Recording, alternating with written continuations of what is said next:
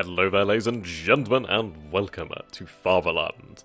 So this is version 0.7. It's not really finished yet. It's nowhere near really being finished yet.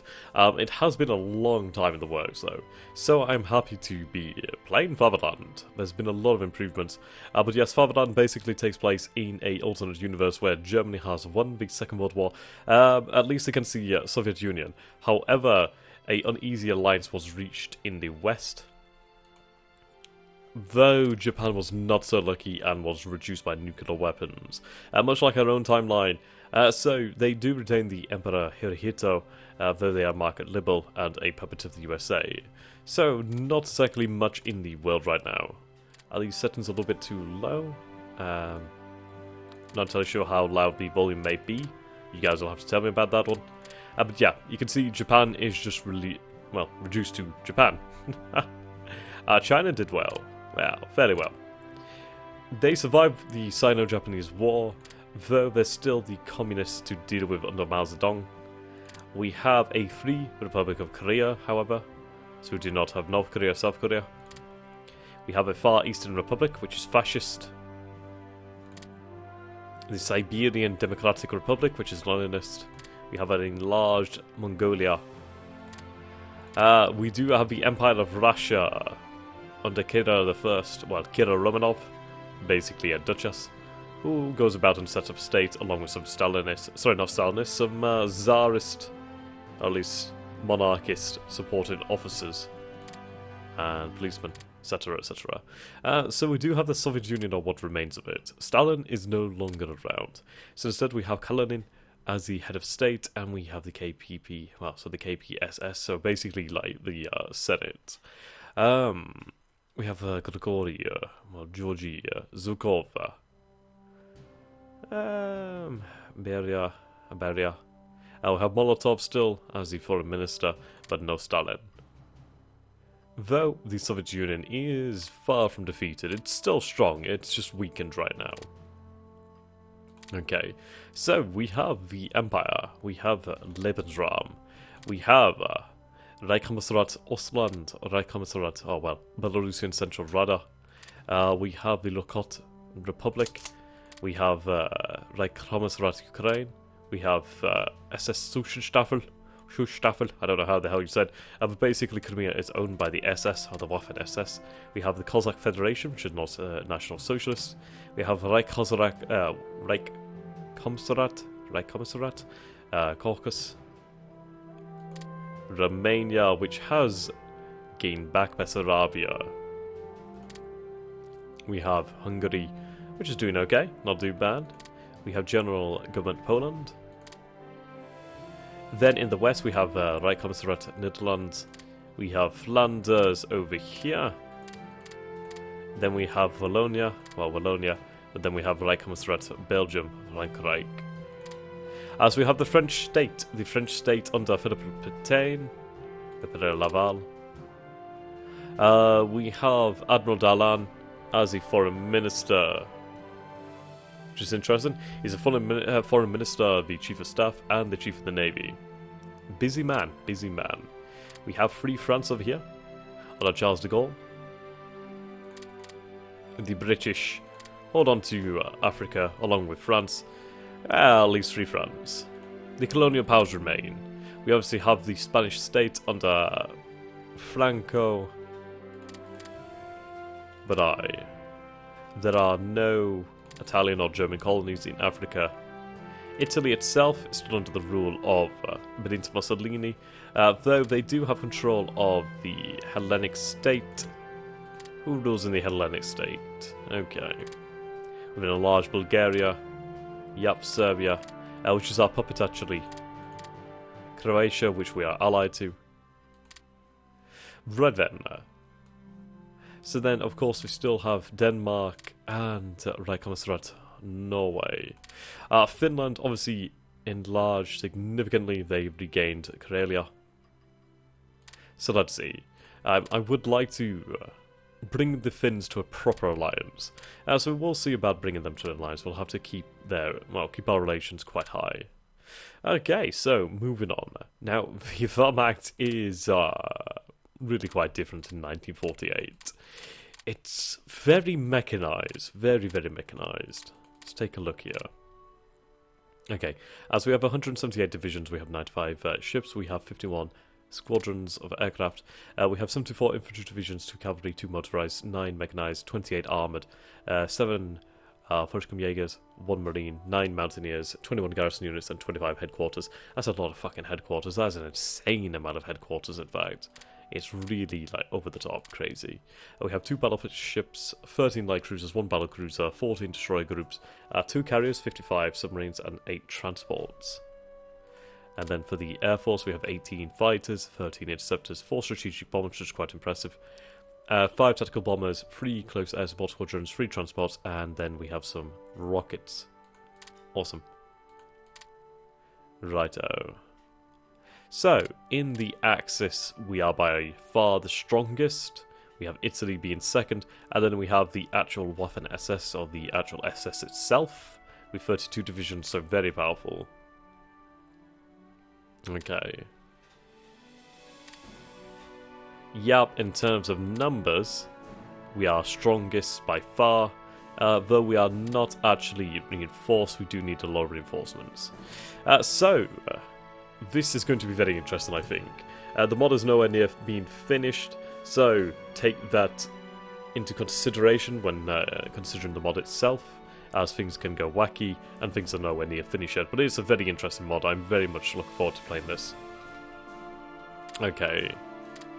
So we do have a expanded tech tree, which is pretty cool. So, 1948, what do we want? Plant 1948. I do need the energy to oil conversion. Well, oil to energy, energy to oil, I forget which way it goes. I think you use oil to make energy, that would make sense, rather than energy to make oil. But again, either way then, we'll get on with this. Right, infantry. Now, see, I do want to start a infantry program. I do need more infantry. We have a lot of armoured, we have a lot of just mechanized in general, but we don't have that much in the way of infantry. I mean, we have 71 divisions, but that's nowhere near enough. I need more than that. Much, much more. The reason being it's significantly easier logistically. Right, main battle tanks. So we could have the Panther 2s.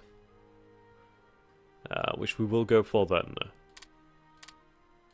There we go. Heavy tank brigades, we could have a Tiger 2. Super heavy tank.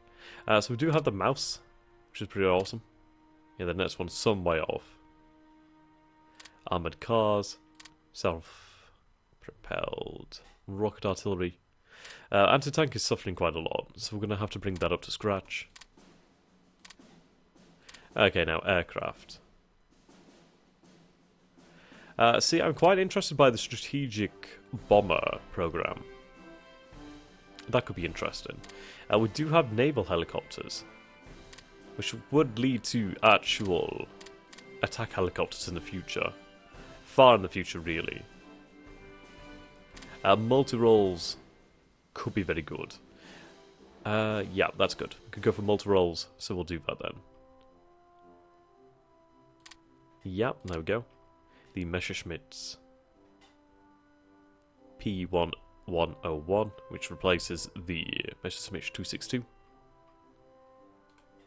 There we go. Now, in terms of production, things are going to be going quite crazy. So what we'll do is we'll start the game here and see what we go on with. Okay, let things start working. Right, here we go. Fatherland mod credits. Yep, there you go. Right.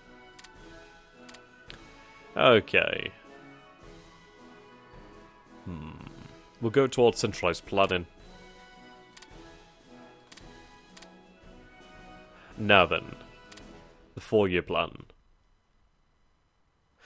So if some of these events do run from vanilla, I do believe it takes world and conflict events as well.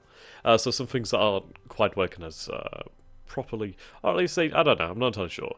But either way, what we'll do then is prioritize something while we have the opportunity. Then again, that is really quite costly. So we might leave that one for now. Right. We can improve the research center here, which is 500 macaroonies. Operation Gertrude.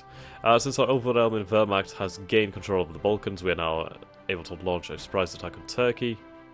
Yeah, some of these events I think are a little bit interesting. So, Germany and Turkey do not have a non-aggression pact. I could do that, but we'll see about in the future whether we have events there. Now, at the moment, we can pull back from the Eastern Republic. Ever since the defeat of the Soviet Union in World War II, we have been covertly supporting far eastern elements of the Soviet Union. However, far eastern nationalism is bound to fail against the still formidable Soviets. Perhaps it would be wiser to pull back before it's too late. Then we have the pullback from Turkestan, which is the same thing over here. Righto. Then Germania. But that's a lot of money. Okay. So, production-wise, reinforcements are going ahead. Upgrades.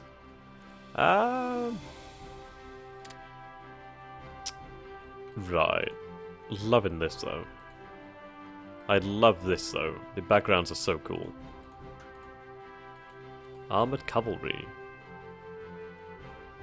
How does that compare to infantry? Not terribly bad, actually. This motorized, yeah, that's motorized. Mechanized. Fuel consumption is vastly, vastly different. So, armored cavalry, ooh, that's even more. Yeah. That's pretty insane. I mean, you can see here that these Panthers are using a lot of fuel. So I think what we'll do then is we'll start a program to bring more infantry to the Wehrmacht. I think so, anyway. That increases hard attack, which is quite nice. Oddly, cavalry increases hard attack significantly more.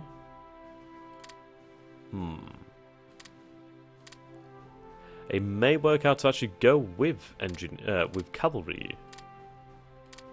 Yeah, fuel consumption increases there. Could always go with tank destroyers. So Jagdtigers, goddamn. Which increases hard attack and soft attack. Armored cars. Not exactly special. Okay, that would increase the time drastically. Whilst tank destroyers actually do not. It decreases softness as well.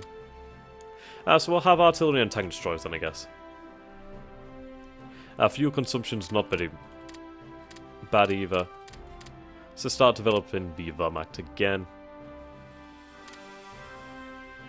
Okay. Start things going.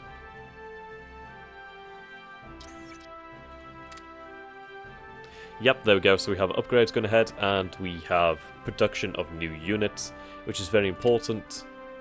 So, right, okay. The Second World War. The invasion of Europe during 1939 and 1940 was just a nuisance in the master plan of Führer Adolf Hitler.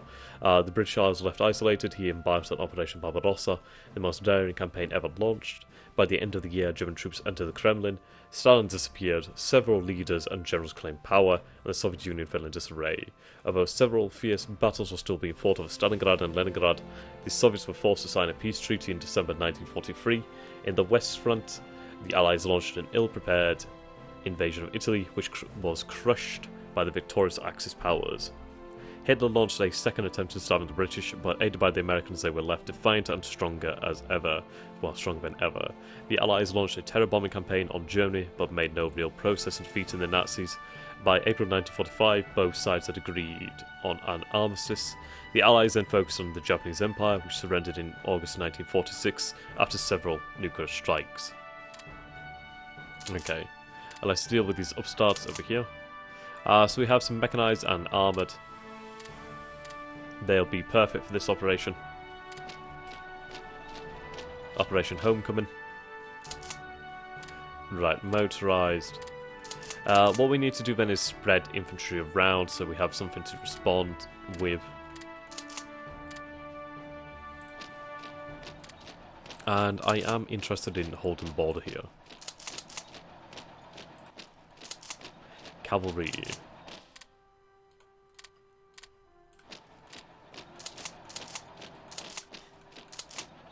Okay, we have Jaegers and infantry.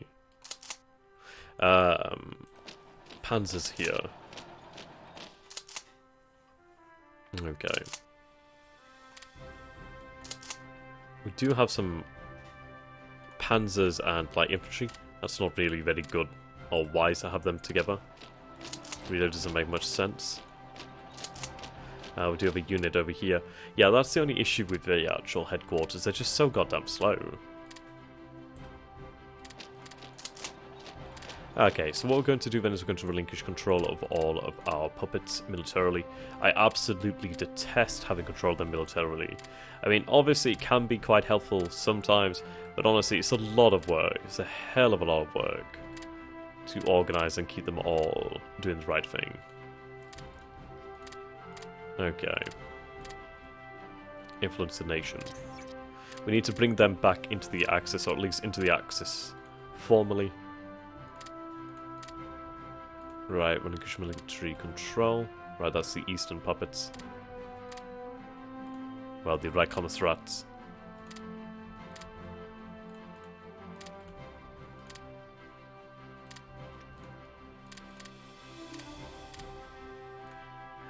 So we do have control over the French ports, pretty much, at least most of them, and much of the northern coast, parts of Brittany, and the west coast. Yep, some pretty awesome submarines at that. Let's take a look at the Kriegsmarine. So we have the Strasse and we have the Graf Zeppelin. Awesome. Gnezau. Cool. Right.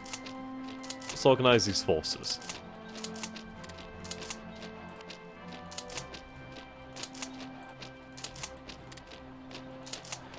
Okay, Jaegers. Yeah, what we need to do is organize a Wehrmacht.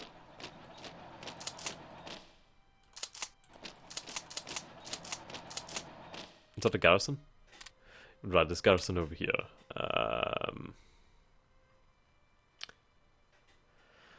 Where to put it? Yeah. I guess over here, the reserve. I mean, I could do as well with that, having some garrison divisions on the go. It's very cost effective and they will be very, very handy. How long do they actually take to produce? They only take 162 days. Okay, Germany 1948. Although Germany had suffered a heavy toll in the Second World War, the quality of life was sky high immediately after the war. This was fueled by the spoils which the domination of Europe brought. It should be noted, however, that these resources are not likely to last. Germany has to continuously crush revolts and independence movements, and in the fatherland itself, people might be worrying about the Nazi practices after all. That's a large loss of IC, but in mind we are playing on hard with aggressive AI, so this might not be representative of what the mod should be like. Right, so Nazi Order Ost, so Nazi Order East, so the Order of the East. The conquered lands in the east are dubbed the Lebensraum of the German fatherland, but much has to be achieved before we can add these lands to Germany. Hitler's policies have made these lands nothing more than colonies, which have made several figures in the Nazi leadership question the radical practices in the east. It costs Germany much to keep control of these lands, and it will take a long time before they'll see any benefits coming out of them. So we lose a lot of IC. Manpower is drained. Research modifier, transport cost modifier. Ugh, pretty harsh. Pretty damn harsh. Right, Order West. Germany swiftly conquered Western Europe and the population there seems to accept the Nazi rule of Europe. Hitler has never shown too much interest in these lands, but as an obstacle to establish the German Reich. The Netherlands, however, might be future Germans, while in Belgium, conquer and divide policy is being upheld. The only question mark in the area is France, which is de facto an independent regime. As long as Marshal Pétain is in power, however, there's not much to fear from the French. Okay, more ICs lost. Peacetime modifier for ICs increased, however. Right. Okay. I also could do with building some convoys. That's for damn sure. I need that trade. There we go. We'll build some escorts while we're at it.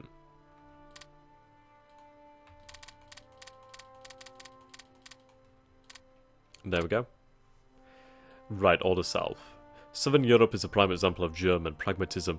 The propaganda ministry always proclaims these lands to be ruled by independent and free people, but well-informed outsiders are aware of the fact that all regime in the Balkans are German puppets, be it normally or not. However, Southern Europe has always been a hotbed of conflict in the past, and in 1948 is no different. Although German arms have kept the peace for a decade, new conflict might arise between the Balkan brothers. Also, Italy is looming to regain its lost prestige during the war, and might even expand its influence there, at the cost of Germany. So, even less I see. And then we have Order North. Northern Europe has been the most quiet so far. The Nordic people being considered to be true Germans, they've been left alone most of the time. But how long will this uneasy peace last? Norway has been the playground of British intelligence. Finland has never been happy to align with the Nazis, but for opportunism, and Denmark still values its democracy. What about Sweden, which clings onto its so-called neutrality? And again, more IC has been lost. Decision here, Serbia's future. Okay. Actually, I'm going to consider this, so... Panzer Corps.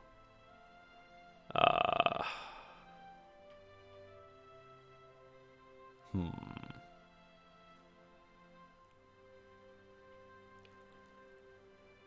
33 days. I'd be better off with the Luftwaffe.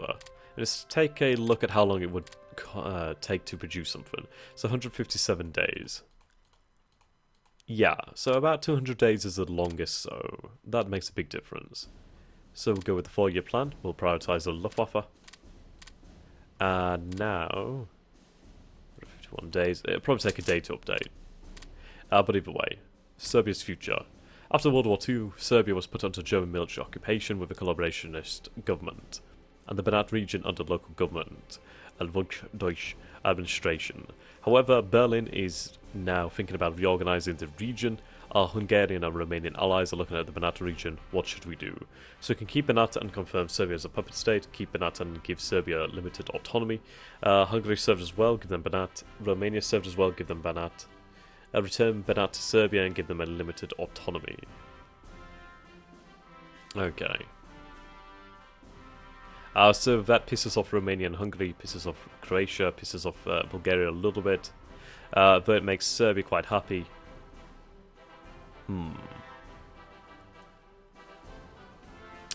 Yeah.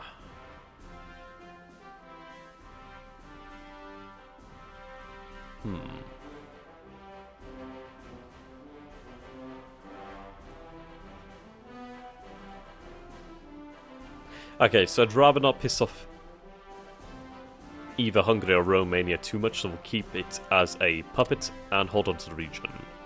Now that we've decided Banat will be ours, we must decide how to settle it. Aggressively encourage colonization and integration. Colonization, but with some local autonomy. That pisses off them.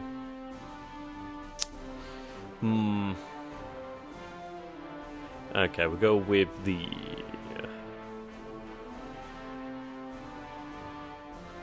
We can get rid of that dissent. Right, so Romania takes control of Bor, though we hold on to this region here. That's okay. I will have to put a garrison here, however. So we'll move our troops here.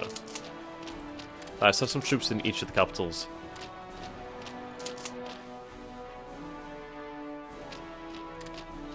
Basically occupation forces, or at least compliance forces.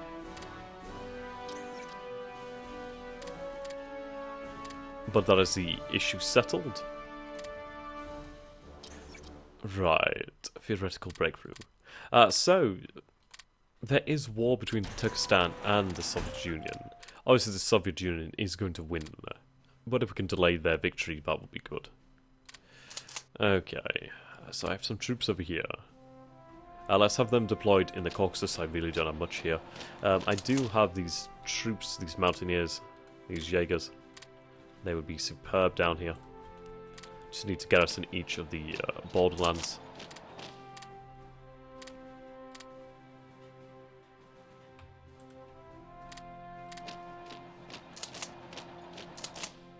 Okay.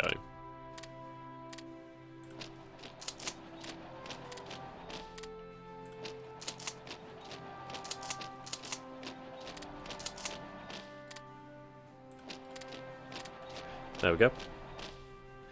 We have troops over here.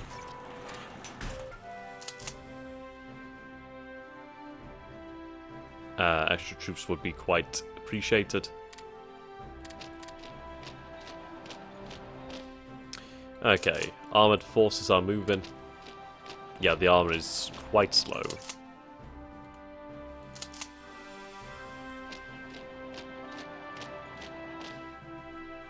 Okay, keep these forces nearby.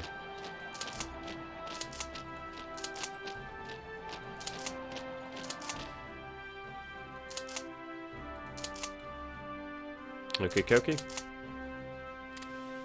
Right, we do have these troops actually. We'll use them down here. Keep control of the Reich. These forces do need to be allocated. Now I do have the ability to create a Burgundy SS state, which I shall. There we go. So we have the Burgundy SS state, which will look after this region for me. Now it's interesting, they do have cores on parts of France and parts of Switzerland, which is pretty cool. Right, lots of armor here.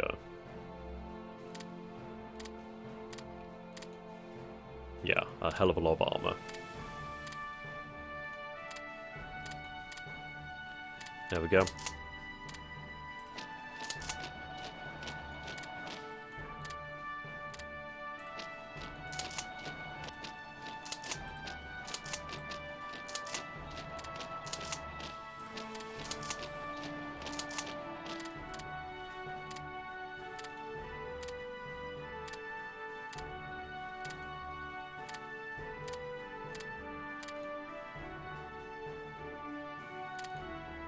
It's a larger army.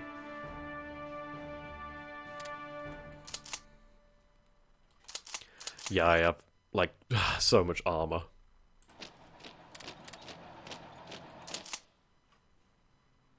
And a lot of it is mixed up with these many, many headquarters. Like, I have so many headquarters. Like, an insane amount of them. One of our right commissariats is under continuing risk of getting overrun by partisans. We need to be more lenient in recruiting locals or sending back some working forces to their own country. Okay, so I need to prioritize consumer goods over upgrades, which is going to suck, but it will be worthwhile. Right. Cool. United Nations, hello. United Nations joined the war on the same side as the Soviet Union against Turkestan, East Turkestan and the Axis. Okay, so in the Axis we have obviously all of these nations.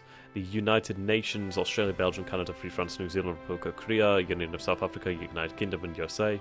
The Comintern is the Soviet Union and the United Nations, well, at the moment. It's basically to recognize things.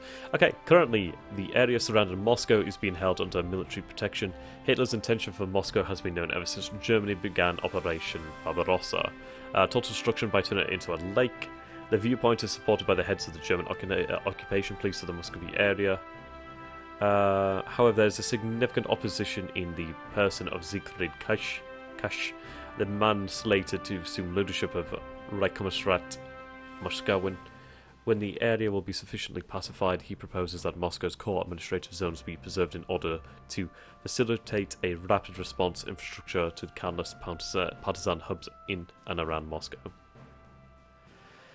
Okay.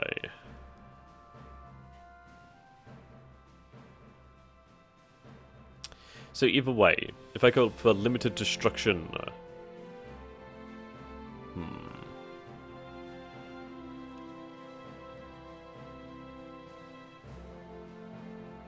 Right.